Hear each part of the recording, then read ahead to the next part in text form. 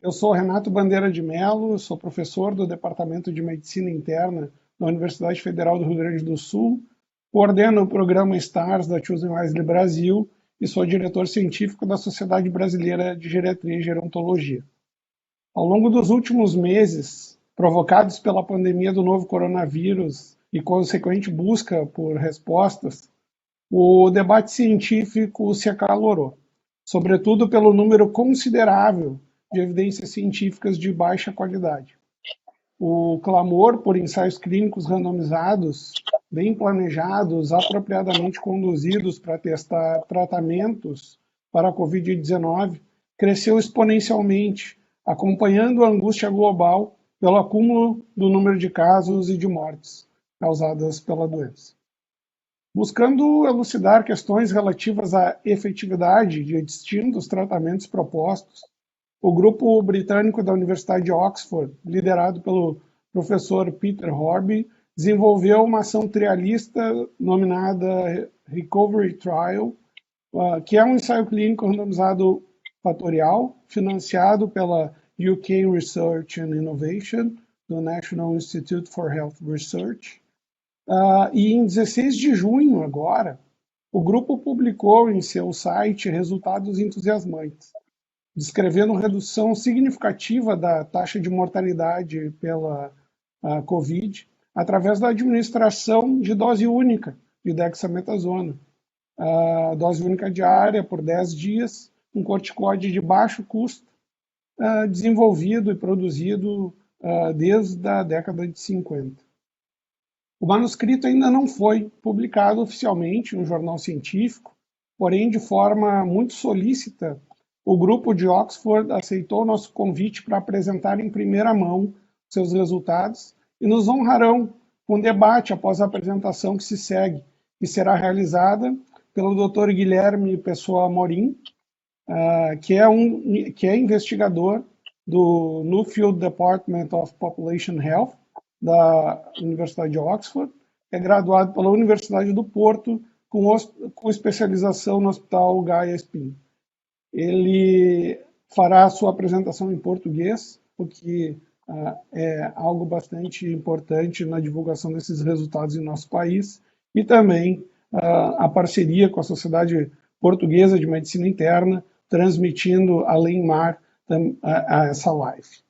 Na sequência, nós vamos debater o estudo com o colega Tomás Fonseca, que é internista e médico da Unidade de Imunologia Clínica em Portugal e membro da Sociedade Portuguesa de Medicina Interna, e também Lucas Ambon, que é membro da Choosing Wisely Brasil, da Academia Brasileira de Medicina Hospitalar e da Sociedade Brasileira para a Qualidade do Cuidado e Segurança do Paciente.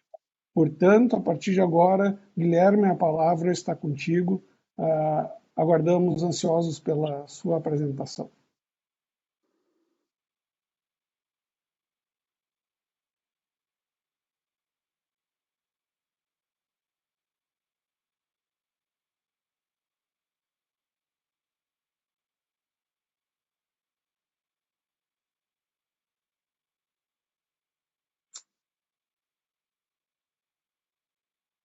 Consigam ver agora. Portanto, vamos estar a falar sobre o estudo e plataforma Recovery. Começar com uma breve nota para aquela que é a situação mundial do Covid-19 neste momento. Temos quase 10 milhões de pessoas infectadas em todo o mundo, com perto de 500 mil mortes confirmadas. No Brasil, trouxe os dados do Brasil, Portugal e do Reino Unido para termos também alguma noção dos números que estamos a falar aqui. Portanto, o número considerável de casos e de mortes nos 3 países que nos unem nesta transmissão. E é no contexto desta crise de saúde pública mundial que surge o estudo Recovery, Randomized Evaluation of COVID-19 Therapy. Vou começar por falar um pouco do desenho e implementação deste estudo. Portanto, como o Renato já introduziu, o Recovery é um ensaio clínico randomizado, controlado, aberto, portanto, sem ocultação, com randomização sequencial para vários tratamentos e uma randomização factorial. E, além disso, é um estudo com um design adaptativo que nos permite, dentro da mesma plataforma, estudar vários medicamentos diferentes ao longo do tempo, à medida que nova evidência surge. Começando por falar um pouco dos tratamentos que estão a ser avaliados no nosso estudo. Portanto, nós temos isto dividido em duas randomizações. Eu espero que consigam ver o meu apontador. Temos uma randomização principal com duas partes. Esta parte A, em que os doentes eram randomizados para 4 possíveis tratamentos ou tratamento habitual. Portanto, os tratamentos são lopinavir, ritonavir, um antivírico utilizado para o tratamento do HIV, hidroxicloroquina, um tratamento utilizado para tratamento da malária e doenças autoinflamatórias, azitromicina, um antibacteriano com propriedades imunomoduladoras, a dexametasona, um corticosteroide, também obviamente com propriedades imunossupressoras. Temos depois uma parte B desta randomização principal, em que os doentes podem ser randomizados para plasma convalescente, ou seja, plasma filtrado de doentes que foram infectados com Covid e depois recuperaram, ou para tratamento usual. Portanto, estas duas randomizações são feitas de forma factorial, portanto, os doentes têm esta randomização e também esta, mas estas randomizações são ao mesmo tempo. Depois disso, os doentes podem prosseguir para uma segunda randomização, na qual estamos a estudar o tocilizumab, um imunossupressor também potente, anticorpo monoclonal, ou poderão ser também randomizados para o tratamento habitual. Temos aqui alguns pormenores sobre as doses, mas não me vou alongar nisto. Gostava de falar sobre porquê estes tratamentos. Portanto, os tratamentos que estão a ser avaliados no Recovery, a sua escolha baseou-se em critérios clínicos e científicos, e partindo de uma lista de potenciais medicamentos que foram sugeridos por um órgão consultivo do governo do Reino Unido, o New and Emerging Respiratory Virus Threats Advisory Group, baseado em dados preliminares de atividade in vitro destes fármacos no vírus SARS-CoV-2, alguma evidência anterior na ARDS, portanto, síndrome de dificuldade respiratória do adulto, e nas outras infecções por coronavírus, SARS e MERS, e também pequenos estudos prévios na Covid-19. Portanto, esta evidência foi também avaliada pelos nossos investigadores principais quando estavam a desenhar o estudo. Além disso, procurou-se estudar fármacos já aprovados para outras utilizações na prática clínica, com perfis de segurança já bem conhecidos pelos profissionais de saúde no terreno, que já com uma experiência clínica bastante vasta no seu uso. Era também importante que estudarmos fármacos de fácil acesso e com potencial distribuição em larga escala, portanto, com cadeias de manufaturação que permitissem que estes fármacos fossem produzidos de forma a responder às necessidades de um estudo de larga escala. E, além disso, a maioria dos fármacos que estamos a utilizar ou que estamos a avaliar são fármacos que têm um baixo custo e, portanto, podem ser acessíveis nesse sentido também. Passando agora aos critérios de inclusão do nosso estudo. O nosso estudo, o Recovery, é um estudo muito simples e muito pragmático, e isso plasma-se também nos critérios de inclusão que definimos para o nosso estudo. Portanto, para os doentes poderem ser incluídos na randomização principal, ou seja, para serem incluídos no estudo, basta que um doente esteja hospitalizado, com Covid-19 confirmada ou suspeita, portanto, não há aqui necessidade estrita de um teste positivo para o coronavírus, basta que haja uma suspeita clínica de Covid-19, e muito importante que os doentes não tenham uma doença ou uma condição clínica que impeça a participação no estudo. E esse critério é deixado à descrição da equipa clínica no local que está a cuidar do doente. Portanto, é um critério que dá liberdade ao investigador, ao clínico, para usar o seu raciocínio clínico e decidir se a inclusão no estudo é apropriada para este doente. E há também possibilidade de bloquear randomização para determinados tratamentos do estudo, caso eles ou não estejam disponíveis naquele hospital em particular, ou o médico, o clínico que está a cuidar do doente, acha que o doente ou tem uma indicação clara para aquele medicamento, por exemplo, um doente com uma infecção prévia que esteja já com um macrólido, que desta forma não seria adequado randomizá-lo para a azitromicina, ou, por exemplo, um doente que tenha uma diabetes mellitus mal controlada e que os clínicos achem que não seria adequado para este doente a sua randomização para dexametasona. Portanto, estes braços poderiam ser bloqueados também. Para os critérios, portanto, estes critérios aplicam-se à randomização principal, portanto, dos tratamentos farmacológicos principais e também o plasma convalescente. Para a segunda randomização, o que estamos a tentar é selecionar doentes com uma doença progressiva para um tratamento imunossupressor mais potente e, portanto, os critérios aqui são a inclusão no estudo há menos de 21 dias para tentar que os doentes que passam para esta segunda randomização estejam ainda dentro da sua hospitalização inicial com Covid-19 e que tenham evidência clínica de progressão de Covid-19. E nós, no nosso protocolo, definimos isto como uma proteína C reativa acima de 75 mg por litro e uma saturação de oxigênio periférica de menos de 92% ou uma necessidade de oxigênio suplementar. Além disso, mais uma vez, os doentes que não tenham uma doença ou condição clínica que coloque o doente em risco, por exemplo, no caso do tocilizumab, evidência de infecção ativa seria uma das coisas que poderia levar a que o doente não fosse adequado para esta randomização. Em termos dos nossos outcomes, portanto, os resultados, nós estamos a procurar avaliar dos tratamentos. O objetivo deste estudo é muito claro, é avaliar tratamentos com impacto na mortalidade por todas as causas. Tudo o resto que estamos a avaliar são outcomes secundários ou subsidiários que nos podem ajudar a interpretar este resultado principal, mas o objetivo é mostrar de forma convincente quais são os tratamentos que podem ter impacto na mortalidade. Portanto, não olhar para outcomes intermediários ou para estudos mecanísticos dos fármacos que estamos a avaliar, mas sim avaliar um resultado, um outcome que tem importância para os doentes, que tem importância para as suas famílias e que tem importância para os sistemas de saúde a nível mundial. E, portanto, acaba por ser a mortalidade um outcome muito robusto e que enquadra tanto eficácia como segurança dos medicamentos, dos tratamentos que estamos a utilizar. Tudo o resto são apenas coisas que nos ajudam a interpretar melhor estes resultados.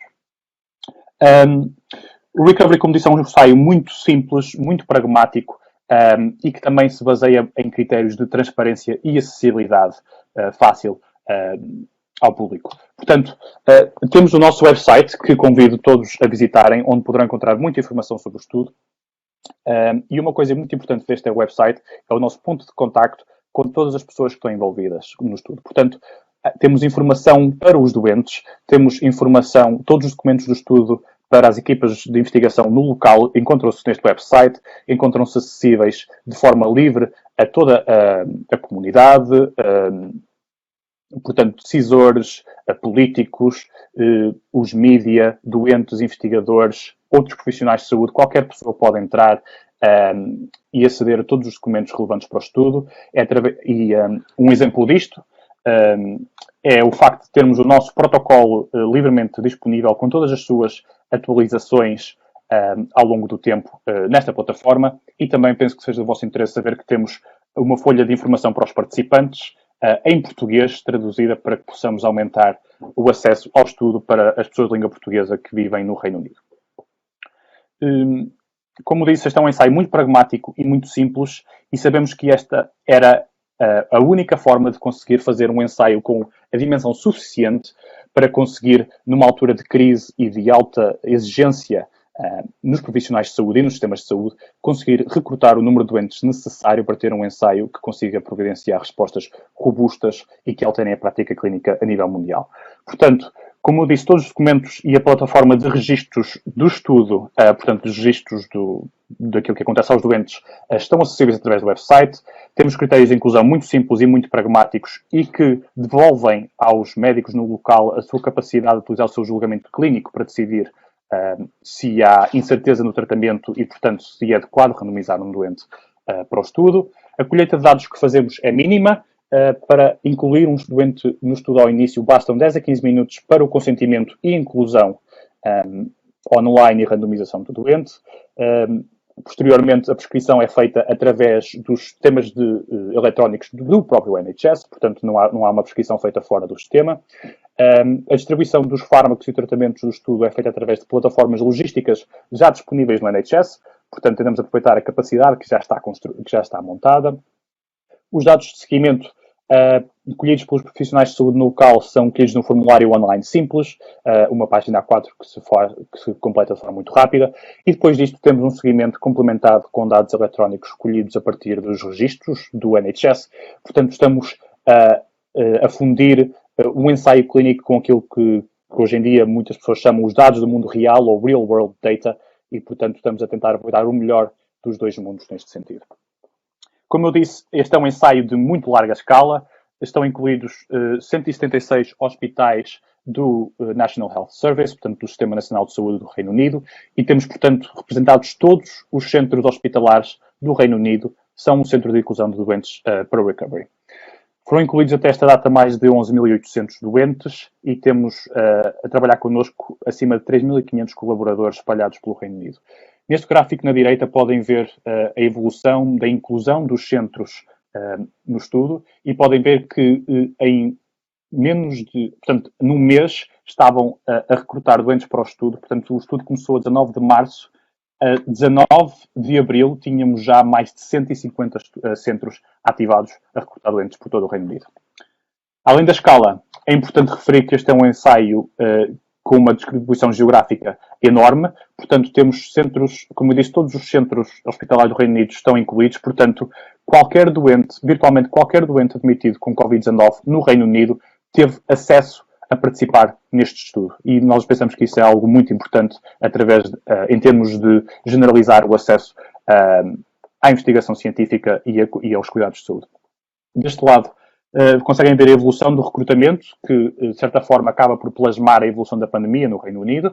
E eu gostava de chamar a vossa atenção para que, cerca de 3 semanas após o início do estudo, estávamos a recrutar mais de 400 doentes por dia. Portanto, este foi um estudo de muito larga escala, desenvolvido de forma muito rápida, e assim teria que ser para conseguirmos ter uma resposta em tempo útil para esta pandemia. Neste slide mostro-vos a evolução do recrutamento para a segunda randomização, portanto, para o tratamento com tocilizumab, e serve isso para vos mostrar que 50 dias após a ativação deste braço, tínhamos já 700 doentes incluídos neste estudo. Portanto, penso que estes dados mostram um bocadinho aquilo que foi a escala e a velocidade de implementação deste estudo e que nos deixa muito satisfeitos. Posto isto, vamos falar um pouco dos resultados já disponíveis, já lançados deste estudo, que já foram, de certa forma, introduzidos pelo Renato. Começar por falar da hidroxicloroquina. Penso que muitos de vós conhecerão a polémica que foi lançada pelos artigos do artigo do Lancet, entretanto retraído, que mostrou um aumento muito significativo e bastante importante de mortalidade associada ao tratamento com hidroxicloroquina e cloroquina. No seguimento deste estudo, vários ensaios clínicos de hidroxicloroquina foram interrompidos. O nosso ensaio prosseguiu durante mais alguns dias, mas com uma monitorização muito frequente dos dados por parte do nosso Data Monitoring Committee, portanto, o Comitê de Monitorização dos Dados, que de forma independente avalia a progressão do estudo e avalia os resultados de forma... Portanto, não de forma cega, como todos os outros investigadores, mas de forma aberta. E, portanto... a pedido da MHRA, portanto, Medicines and Healthcare Regulatory Agency, portanto, o equivalente da FDA americana aqui no Reino Unido, o nosso Data Monitoring Committee reviu estes dados pela última vez no dia 4 de junho e neste dia fez uma recomendação para o comitê condutor do estudo, portanto, os investigadores do estudo que não tinham acesso aos dados abertos, para que estes dados fossem abertos e olhássemos para eles. Portanto, é isso que vos venho mostrar muito brevemente. Aqui temos os dados dos doentes que foram incluídos nesta comparação. Portanto, uma coisa que ainda não referi foi que no Recovery a nossa randomização é feita num fator de 2 para 1. Portanto, para cada 2 doentes randomizados para o tratamento habitual, há um doente randomizado para os grupos de tratamento. Portanto, vemos que o número de doentes neste grupo de controle é maior do que sensivelmente o dobro dos doentes no grupo de hidroxicloroquina. Portanto, esta comparação com os dados disponíveis até dia 4 de junho incluiu 1.500 doentes randomizados para hidroxicloroquina, 3.100 para o tratamento usual. Podemos ver que as características dos doentes que estão incluídos nessa comparação acabam por ser aquilo que estamos à espera de doentes de Covid-19. Portanto, uma maioria de doentes do sexo masculino, média de idades de cerca de 65 anos. Estes doentes tinham sensivelmente 9 dias após o início dos seus sintomas quando foram incluídos no estudo, portanto, para lá de uma semana do início dos sintomas. A maioria deles com necessidades de oxigênio suplementar ou ventilação não invasiva e uma minoria sem qualquer necessidade de oxigênio, sem necessidade de suporte respiratório e cerca de 1/5 dos doentes com necessidade de ventilação invasiva ou ECMO. Em termos de doença prévia, uma frequência significativa de diabetes, doença cardíaca e doença pulmonar crónica. Em termos dos resultados destes dados preliminares, que foram divulgados no dia 5 de junho, o que os dados demonstraram foi uma ausência de benefício no outcome primário, mais uma vez, mortalidade por todas as causas a 28 dias, que aconteceu em 25,7% dos doentes no grupo de hidroxicloroquina, 23,5% no grupo de tratamento usual. Podemos ver aqui o hazard ratio de 1,10, com intervalo de confiança 95% de 0,98 a 1,25. Portanto, um resultado, uma ausência de um efeito estatisticamente significativo, como evidenciado pelo valor de P aqui, e o intervalo de confiança mostra claramente que é impossível excluir qualquer benefício deste tratamento, visto que ele a existir seria apenas uma redução no máximo de 2%, que seria clinicamente pouco significativa, e não estando totalmente excluída a possibilidade de um aumento de risco. Isto em termos de efeitos no outcome primário, houve também uma ausência de benefício em qualquer outro outcome avaliado até então, e neste momento, quando os dados foram libertados, o follow-up estava completo em mais de 80% dos doentes. Volto a referir que estes são resultados apenas preliminares e que uma publicação científica está a ser preparada neste momento com estes dados preliminares e mais tarde será publicada uma publicação com os dados completos quando todos os doentes completarem o seu período de seguimento. Estes dados foram, como eu disse, libertados numa press release, portanto, numa nota de imprensa no nosso website, e que podem ver aqui o link, e no dia 5 de junho, e é com algum gosto também que vemos que bastaram 10 dias para que estes resultados, apesar de serem resultados preliminares, conseguissem impactar a prática clínica com o anúncio por parte da FDA nos Estados Unidos de que a autorização de utilização por emergência da hidroxicloroquina ia ser revogada.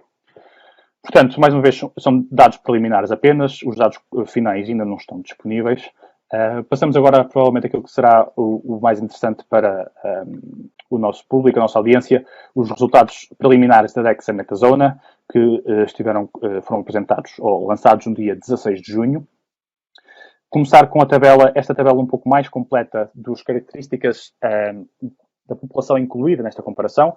Mais uma vez, temos sensivelmente o dobro dos doentes no grupo de tratamento usual em relação ao grupo de dexametasona. As características são bastante semelhantes às características dos doentes randomizados para hidroxicloroquina. Portanto, uma maioria de doentes masculinos. Temos algumas mulheres grávidas no estudo. Uma média de idades também bastante semelhante. Podem ver aqui que há por efeito do acaso, há um desequilíbrio nesta característica e da idade. Portanto, os doentes randomizados para dexametasona eram, em média, 1 ano mais velhos do que os doentes randomizados para o tratamento usual, e podemos falar mais sobre isto daqui para a frente. Mas em relação ao resto, vemos também que os doentes, em geral, tinham pelo menos mais uma semana desde o início dos sintomas. A maioria deles com necessidade de oxigênio suplementar ou ventilação não invasiva, e depois cerca de 1/4 sem oxigênio suplementar, e menos de 1/5 com ventilação invasiva ou ECMO. Em termos de doença prévia, mais alguns pormenores aqui, mais uma vez, frequência bastante significativa de diabetes, doença cardíaca e doença pulmonar crónica, uma minoria dos doentes com tuberculose prévia, tanto SIDA, AIDS ou HIV, alguns doentes com doença hepática grave ou doença renal crónica, e em termos de qualquer uma destas comorbilidades, mais de metade dos doentes apresentava uma destas condições. Em termos de testes para SARS-CoV, como eu disse, não era um requisito para participação no estudo, bastava que houvesse uma suspeição clínica da doença, mas a maioria dos doentes tem, de facto, um teste positivo, com cerca de 10% ainda com resultados desconhecidos. Os dados disponíveis foram aqueles que tinham sido colhidos até dia 8 de junho, portanto, cerca de uma semana antes da sua libertação. Neste momento havia 11.320 doentes randomizados no conjunto do estudo, entre 19 de março e 8 de junho. Cerca de 9.000, ou 83% destes, eram elegíveis para randomização para dexametasona, portanto, doentes em cujo centro a dexametasona estava disponível e nos quais não havia ou uma indicação ou uma contraindicação clara para o seu uso, portanto, nos quais havia uma incerteza relativamente a se a dexametasona era adequada ou não e, portanto, é exatamente nestes doentes que faz sentido randomizá-los para tentar destrinçar esta incerteza. Cerca de 2.100 doentes randomizados para dexametasona, 4.300 para o tratamento habitual. No grupo da dexametasona, acima de 95% dos doentes recebeu pelo menos uma dose. E a mediana de duração do tratamento em dias foram 6 dias. O nosso curso de tratamento recomendado no protocolo eram 10 dias no máximo, mas se os doentes tivessem alta antes desse período, obviamente, não iriam continuar o tratamento para casa, da alta. Dentro do grupo de controle, 7% dos doentes acabou por receber a dexametasona, portanto, temos aqui um crossover de 5% dos grupos portanto, uma troca entre grupos em termos de tratamento de 5% dos grupos de doentes do grupo de dexametasona não a receberam, 7% dos doentes do grupo de controlo, não controle, acabaram por receber o corticoide, mas a análise do estudo é baseada no princípio da intenção de tratar, portanto, os doentes são sempre analisados do grupo para o qual foram randomizados, de forma a não quebrar o efeito da randomização. Os dados que temos dizem respeito a um seguimento completo em mais de 95% dos doentes para o outcome primário de mortalidade por todas as causas aos 28 dias. E, portanto, os resultados são estes. Isto é uma curva de Kaplan-Meier, portanto, vemos a mortalidade dos doentes portanto, aumentar por cada um destes degraus à medida que o tempo passa, e vemos que a dexametasona, as curvas separam-se bastante cedo, cerca de 10 dias após o início do tratamento. A dexametasona, no conjunto dos doentes randomizados para este tratamento, reduziu a mortalidade por todas as causas aos 28 dias em 17%, como podem ver aqui em cima, com um intervalo de confiança relativamente curto e que se plasma num valor de P de 0.0007, portanto um resultado altamente significativo que nos dá muitas certezas de que estes resultados são de facto reais e que não se devem ao efeito do acaso. Passando uma análise um bocadinho mais pormenorizada dos grupos de doentes incluídos nesta randomização, nós olhamos para alguns subgrupos, nomeadamente os doentes conforme o seu suporte ventilatório, doentes sem oxigênio, com oxigênio suplementar ou ventilação não invasiva e doentes em ventilação ao ECMO. E esta tabela serve para mostrar que os doentes neste grupo são relativamente diferentes, portanto, temos um gradiente de doentes mais velhos para aqueles que não necessitaram de qualquer suplemento respiratório, para doentes mais novos que necessitaram de ventilação invasiva ao ECMO, e também, da mesma forma, uma diminuição do número de comorbilidades em termos de doença cardíaca e doença pulmonar crónica ao longo destes grupos. E, ao olhar para estes grupos, estes subgrupos, consoante o suporte ventilatório, o que vemos é que, portanto, este é um forest plot que nos mostra, para quem não estiver muito familiar com este tipo de gráficos, o que temos aqui, todos os participantes, o número de mortes que ocorreram dentro do número de doentes da dexametasona e a frequência deste outcome. A mesma coisa para os doentes no tratamento habitual. E este diamante, o que nos mostra é, nesta escala, onde é que fica a estimativa do efeito, portanto 0,83% é aquilo que se encontra aqui, e as pontas deste diamante mostram-nos a incerteza à volta deste resultado, portanto, relativamente ao intervalo de confiança, 95%. E, portanto, no grupo dos doentes, este é o resultado que eu vos mostrei no gráfico anterior, apresentado de outra forma. E depois, se olharmos para estas subcategorias que eu vos falei, o que vemos é que nos doentes que não receberam oxigênio, os resultados não foram estatisticamente significativos porque o intervalo de confiança cruza o 1, ou seja, tanto pode haver um benefício por haver uma redução, como uma redução do risco, ou não haver um benefício, ou até risco, por haver um aumento da taxa de mortalidade. Portanto, aqui, dados não estatisticamente significativos, que pelo menos nos mostram neste grupo, aparentemente não há benefício da dexametasona. E depois, nos doentes com necessidade, então sim, de algum suporte respiratório, nomeadamente oxigênio ou ventilação não invasiva, uma redução de 20% do seu risco.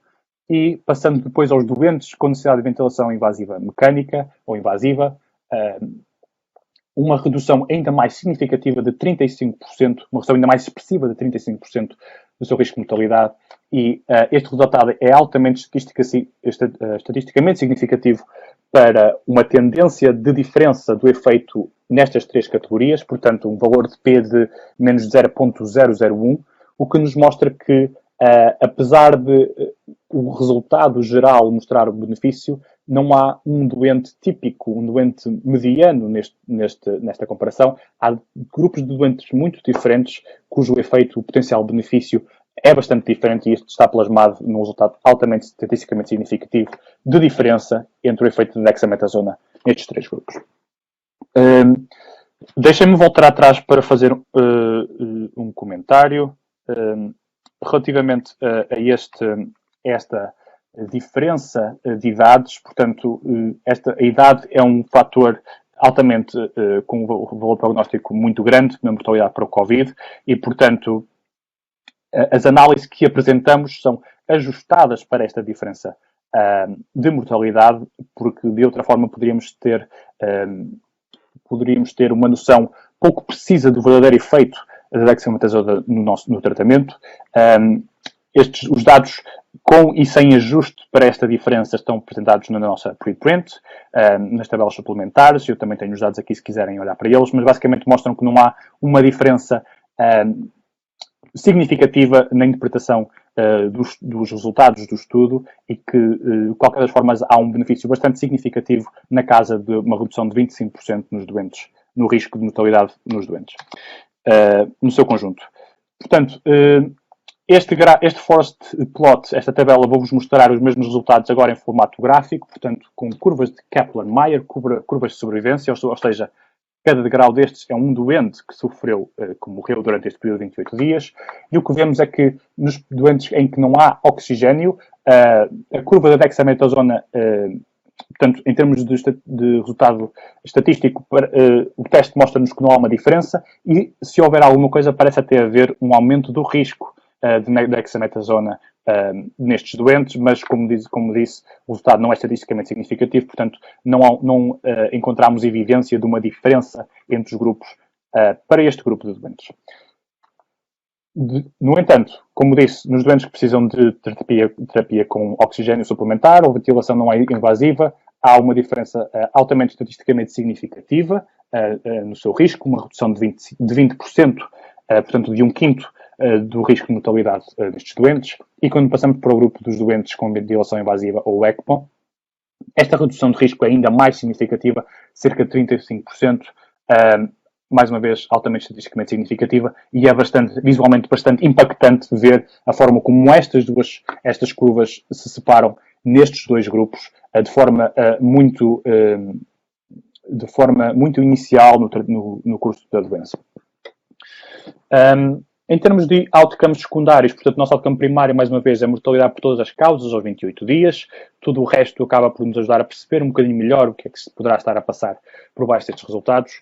Esta tabela mostra-nos o efeito, este é o resultado que já falámos, o outcome primário. Em termos de outcomes secundários pré-definidos no nosso protocolo, alta do hospital dentro de 28 dias, também um aumento de probabilidade de 10% dos doentes terem alta vivos do hospital, dos doentes randomizados para dexametasona, e outro outcome, um outcome conjunto de necessidade de ventilação invasiva mecânica ou morte. Vemos também que há uma redução estatisticamente significativa, menos significativa, mas também no sentido favorável de menos necessidade de ventilação invasiva nos doentes randomizados para dexametasona em relação ao tratamento habitual e também menor mortalidade nos doentes com dexametasona. E referir que este outcome é apenas calculado nos doentes que não se encontravam a necessitar de ventilação invasiva à data da randomização, portanto, necessariamente é um grupo de doentes diferente do conjunto dos doentes e os números não serão iguais aos números que temos aqui em cima. Em termos de subgrupos, vemos, portanto, estes outcomes secundários, mas agora analisados pelos mesmos subgrupos que falámos para o outcome primário. Acabamos por ver resultados semelhantes, portanto, a ausência de benefício aparente nos doentes que não recebem oxigênio, nos doentes que necessitam de oxigênio à data de randomização, ou ventilação não invasiva, um benefício também, e nos doentes que precisam de ventilação invasiva mecânica, um benefício ainda maior, plasmado por este resultado altamente estatisticamente significativo. Portanto, isto na percentagem de doentes que tiveram alta hospitalar dentro destes 28 dias. Em termos de necessidade de ventilação mecânica invasiva ou morte, resultados semelhantes, portanto, a ausência de benefício para doentes sem oxigênio, benefício para doentes que necessitam de oxigênio ou de ventilação mecânica não invasiva. E, como disse, este grupo de doentes, esta análise é feita apenas em doentes que não tinham ventilação mecânica invasiva à data de randomização, por isso não temos um grupo com ventilação mecânica invasiva analisado aqui, porque esse era o nosso resultado. Peço desculpa pelos estas imagens não estarem traduzidas em português. As coisas estão a mover-se muito rápido e não conseguimos produzir os gráficos a tempo de termos a versão em português para esta apresentação, mas espero que tenha sido clara a explicação e terei todo o gosto em responder a algumas perguntas relativamente a estes gráficos. Em termos de segurança, uma coisa muito importante, obviamente, e que está sempre na mente, qualquer clínico quando prescreve um medicamento para os seus doentes, mais uma vez, como disse, os fármacos que foram utilizados neste ensaio são fármacos com perfil de segurança já bem conhecido, com largas décadas, muitos deles de experiência na prática clínica, e, portanto, avaliar segurança, endpoints de segurança mais detalhados não era o objetivo deste estudo. O objetivo era determinar o efeito na mortalidade por todas as causas, que é um resultado que conjuga eficácia e segurança. Portanto, no nosso estudo, de acordo com o nosso protocolo aprovado desde o início do estudo, os efeitos adversos foram recolhidos se fossem considerados graves e relacionados com o medicamento em estudo.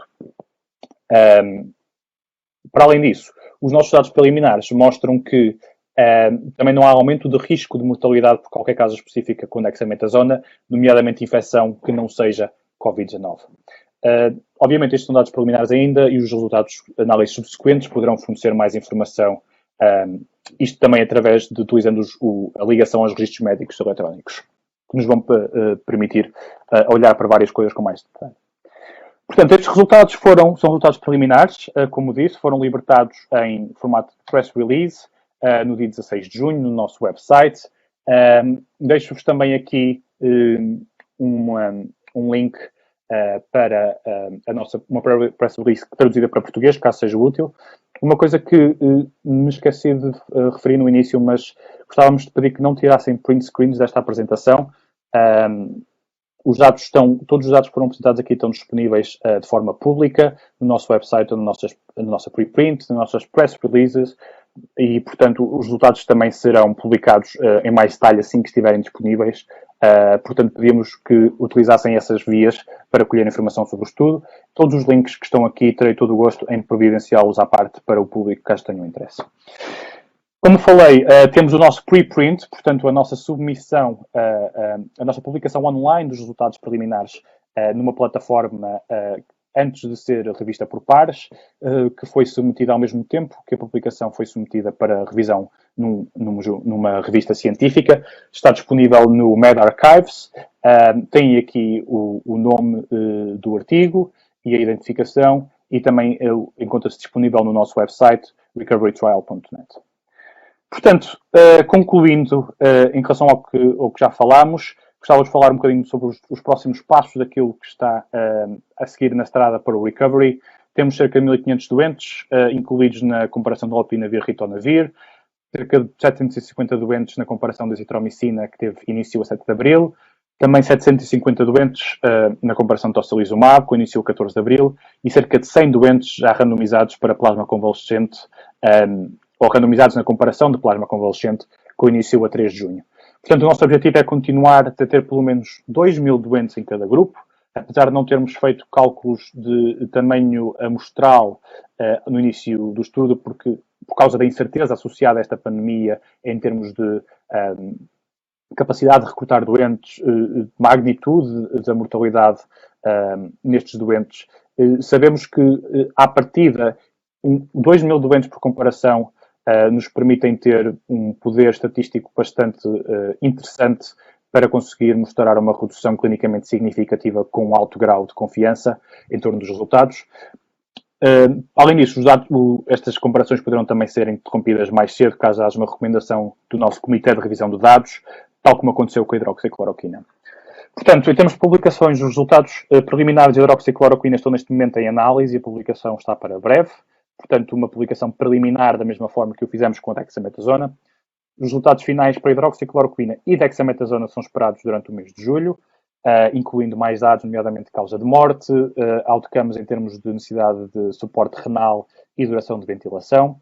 É também importante notar que o nosso outcome é colhido a 28 dias, portanto, se nós pararmos de incluir doentes num dia 8 de junho, por exemplo, para o caso da dexametasona, o último doente a completar o seu seguimento a 28 dias só o terá concluído no dia 8 ou à volta do dia 8 de julho e, portanto, só a partir desse momento é que será possível ter seguimento completo de todos os doentes. Mais uma vez, este é um ensaio adaptativo, portanto, novos doentes poderão ser incluídos no futuro ou excluídos à medida que a evidência se torna disponível, tal como aconteceu já com a hidroxicloroquina e a dexametasona. Gostava de chamar a vossa atenção para alguns números-chave que, na nossa opinião, mostram um pouco aquilo que tem sido o recovery até este momento e que mostram a dimensão e a escala, a velocidade com que este estudo foi desenvolvido. Desde portanto, a conclusão do protocolo até a inclusão do primeiro doente passaram-se 9 dias, que incluíram aprovação, submissão a entidades reguladoras, comitês de ética, entidades regulamentadoras de tratamentos no Reino Unido. Demorámos 9 semanas até incluir 10 mil doentes. Demorámos 98 dias até o primeiro resultado que muda a prática clínica a nível mundial, com a dexametasona, e menos dias ainda se contarmos o resultado da hidroxicloroquina como um resultado que também muda a prática global por mostrar uma ausência de benefício. Desde o resultado da hidroxicloroquina até a alteração da prática clínica a nível global, portanto, com a alteração da política da FDA, demoraram 10 dias, e desde o resultado da dexametasona até a alteração da prática clínica no Reino Unido, com a emissão de novas recomendações por parte do NHS, demoraram apenas 4 horas. E deixa-nos também muito felizes saber que dos doentes hospitalizados no Reino Unido, 15% destes doentes foram incluídos neste estudo. Portanto, uma nota final em termos de números, que é apenas para reflexão daquilo que vem daqui para a frente e não para interpretação retrospectiva. Mas se olharmos para o slide que eu vos mostrei inicialmente, para o número de mortes no Brasil, em Portugal e no Reino Unido, tendo em conta a redução de 17% em geral de mortalidade mostrada neste estudo, se daqui para a frente tivermos o mesmo número de mortes que tivemos para trás, no Brasil poderão ser reduzidas cerca de 9 mil mortes, em Portugal mais de 250 e no Reino Unido mais de 7 mil mortes. Portanto, isto dá-nos um bocadinho a noção de, apesar de 17% de redução de mortalidade parecer pouco, a verdade é que quando estamos a falar em vidas de pessoas, de familiares, de entes queridos, todas as mortes, todas as vidas contam e, portanto, estes números deixam-nos muito felizes relativamente àquilo que pode ser o futuro destes tratamentos. Uma nota final para esta lista de perguntas e respostas libertadas pela Organização Mundial de Saúde recentemente, que podem encontrar no website deles, bastante detalhada relativamente à dexametasona. E se me é permitido algumas notas ou pensamentos finais sobre aquilo que sobre o que tem sido o estudo Recovery até este momento. Portanto, os nossos resultados preliminares mostram uma ausência de benefício de hidroxicloroquina em doentes hospitalizados por Covid-19. A dexametasona foi o primeiro fármaco com demonstrada redução de mortalidade em doentes hospitalizados por Covid-19 e pensamos que este é um resultado muito importante por ser um fármaco barato, seguro, prático e facilmente acessível, como o Renato disse, disponível desde 1950 e, portanto, que pode influenciar a prática clínica a nível global.